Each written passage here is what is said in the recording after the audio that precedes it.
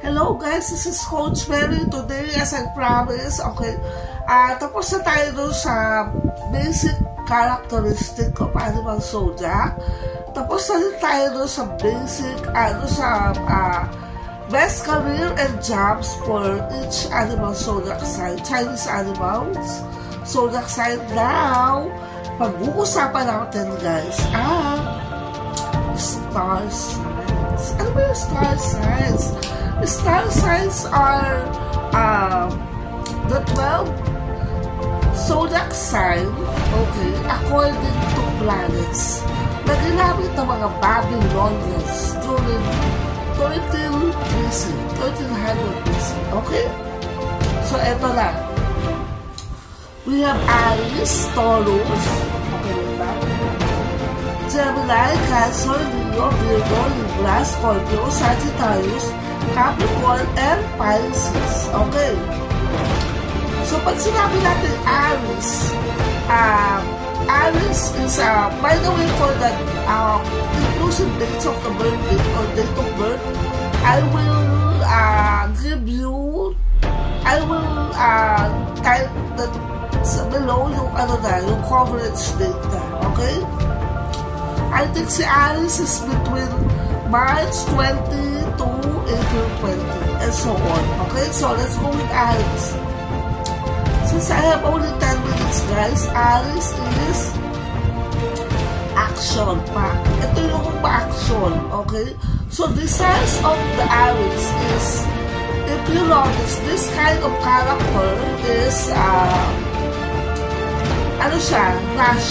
Parati siyang rush. Parati siyang nagmamadali. Okay? No. Ano yan? Gusto mo na mabilis ang trabaho? Inusulta agad? Sorry for my supervisor. Go to Aries employee. Okay, number 2. Taurus. Taurus, kung si Aries, action-pack siya. Si Taurus naman, yung design of the heart na is longevity. Okay, pakmatagalan. Yan si Taurus. Tahimik lang siya. Okay, nandun lang siya sa tabi. The Ox character is very serene. Ayaw na naman ingay. Okay, kung tinatawag nila quiet or silent luxury. Okay? So, if you will go to the Taurian house, mahilig siya sa mga satin na curtain. Yung makikita mo yung luxury. Ganon ang Taurus. So, madalas sa Taurus, they're very practical. Para siyang Capricorn. Capricorn, Taurus, and Virgo are earth element yan, guys. Okay, how do I say that? Oo, earth signs sila. So, ibig sabihin sila yung mga practical signs. Okay?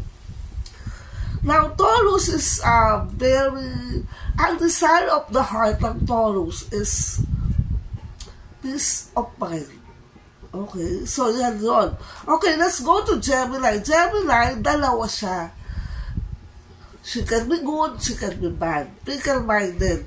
Pabago-bago siya nag-isip. Ito yung medyo, air sign siya. So, minsan, oo na siya, the next day, ayaw na niya. Okay, that's why you have to make a right time when you're talking to a Gemini person. Okay?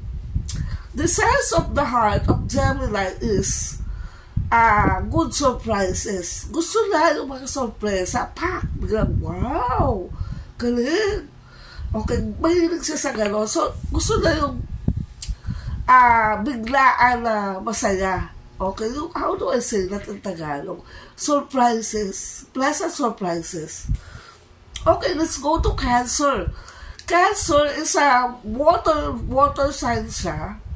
Sa star signs. Cancer, family-oriented.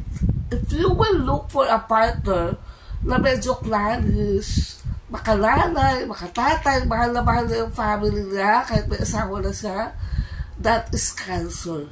Okay? Usually, yung mga tumatanda talaga, naglolo sila, kasama pa rin nila yung magulang nila sa bahay. That is Cancer yan. Okay. So, mabait ito, mapagmahal sa family. Priority na yung family na kahit anong mangyari. Okay? Madalas ito yung mga breadwinners. Okay? Next, Leo. Leo is a lover of celebrations. Okay, ito yung event organizer of the zodiac. Mahilig siyang mag-organize ng mga parties. Gusto na masaya. And gusto na yung paligid na makintab, makilang. Okay. So, mahilig siya sa mga chandelier. Yan. Yan ang Leo. If you will go to a Leo house, sobrang ganda ng bahay niya. Ganun ang Leo. Okay, next. Virgo. Let's go to Virgo. Virgo is meticulous. Okay? Meaning, ang Virgo is very much into detail. Mahilig siya sa, perfectionist. Everything has to go smooth. Okay? Walang aberya. Galit na galit siya sa imperfections. Desire of the heart of the Virgo or virgins are beauty and perfection. Okay? So, madalas sa Virgo, pag pupunta ka sa bahay ng Virgo, malinis siya. Naka-order yan lahat. Parang may siya. Ano ba yun? Yung OCD. Parang obsessive-compulsive. Okay? So, pag nandyan lang yan, huwag mong gagalawin yan. Dyan lang siya. Okay? Huwag mong, paghalo-halo yung mga gamit na ayaw ng Virgo na gano'n. Okay? Next. By the way, guys, the signs of the Virgo's heart is orderliness. Libra. Libra is a lover of beauty. Okay, ito yung mahilig sa magandang mukha. Mga perfect na body. Ito yung madalas mag-comment, ay, hindi proportion ng mukha na sa, masyadong maliit yung mukha na para sa na, ay, kulang siya sa height. Ay, maiksi yung legs siya. Okay, ang hilin. Okay. Libras are lover of beauty. Dahil ang goddess or god ng Libra is, ruling planet. Okay, I'm so sorry for the word. The ruling planet of the Libra is Venus. Okay? So, if I'm not mistaken, sila yung mahilig sa magagandang bagay. Hindi lang sa mukha. Sa magagandang bagay. Kailangan maganda yung kulay, maganda yung design, okay, may gano'n siya. So, pag nakita ka medyo critic siya, pero tahimik lang siya, ayaw na ibig sabihin, for him, hindi yan perfect. Hahanap at hahanap siya. He wouldn't stay until makuha na yung gusto na. Okay, ganon ang Libra. Scorpio. Desire of the heart of Scorpio is control. Okay, yan ang keyword natin, ha?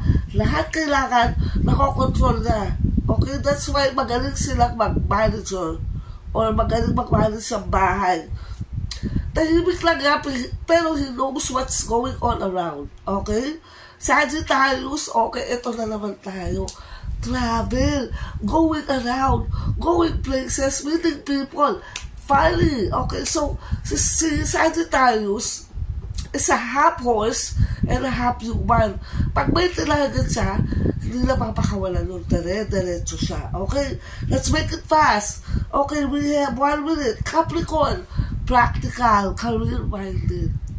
Okay, maraming nagiging broken-hearted dahil sa Capricorn. Sabi nga nila, ang last desire ng Capricorn, nasa akin ang huling halakak. Yan ang Capricorn. Okay, let's go to Pisces. Pisces is emotions, love, caring, affection. Pero very harsh ang Pisces pag nagalit. Okay? So Pisces, sila yung mga soft nature. Be careful in handling Pisces. Minsan hindi nagsasalita, pero nasasaktan na. Okay, but emotional quotient, very good ang Piscean. Alright? See you around.